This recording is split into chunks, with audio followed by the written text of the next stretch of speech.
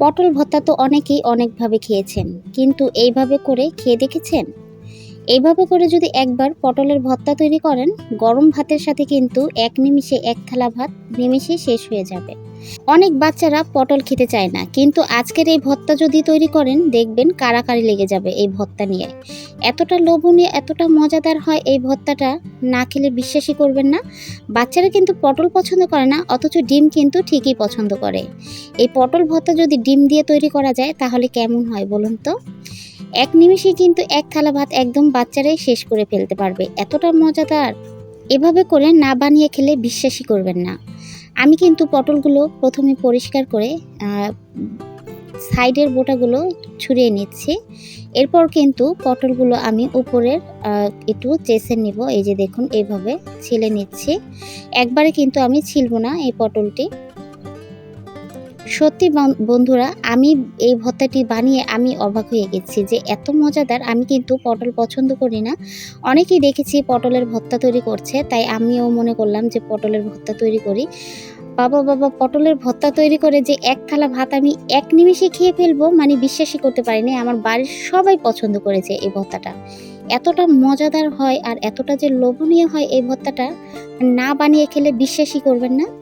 একবার হলো এইভাবে করে বানিয়ে দেখবেন ডিম দিয়ে এই পটলের ভর্তা, দেখবেন কতটা মজাদার আর কতটা যে লোভনীয় হয়।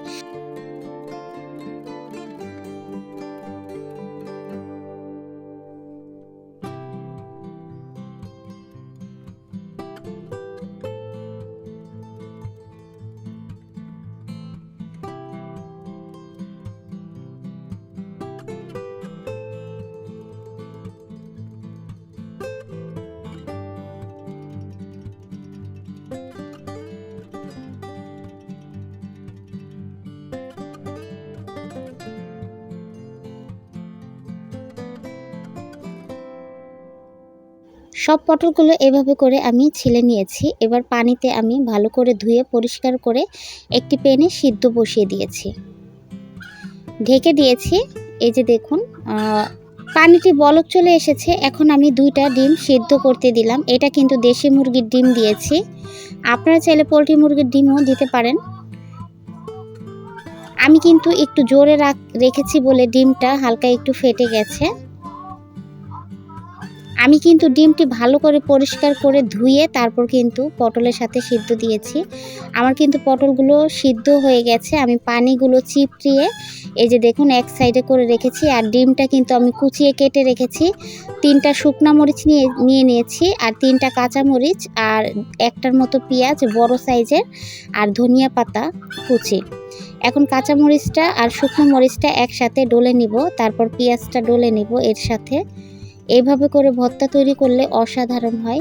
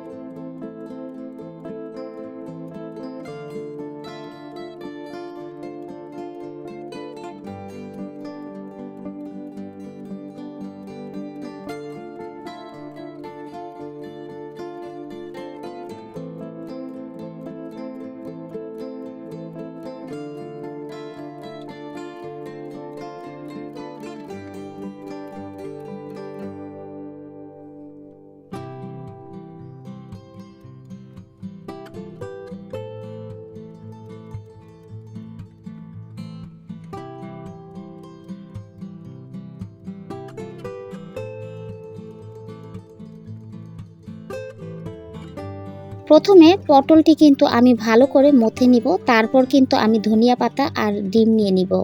কারণ এর সাথে যদি একবারে মথে নিই তাহলে কিন্তু ডিম আর ধনিয়া পাতা একদম মানে হয়ে যাবে মিশে। ধনিয়া পাতাটা এই যে দেখুন এখন দিয়ে দিচ্ছি। এখন আমি ডিমটিও এর সাথে মেখে নেব। এটা কিন্তু আলতো হাতে মাখতে হবে যাতে একদম না হয়ে যায়, একদম পটলের সাথে যাতে একদম মানে ঘন্ট না হয়ে যায়। একটু আস্ত আস্ত রাখতে হবে ডিমটি, তাহলে কিন্তু বাচ্চারা খুব পছন্দ করবে। আমার বাচ্চা তো খুব পছন্দ করেছে। এখন আমি শেষে কিন্তু সর্ষের তেল ব্যবহার করেছি।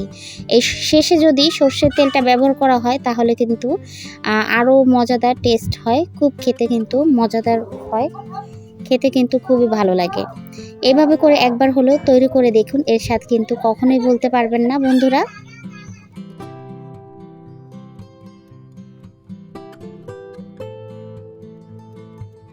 হয়ে গেছে, এই যে দেখুন আমি পরিবেশন করে রেখেছি।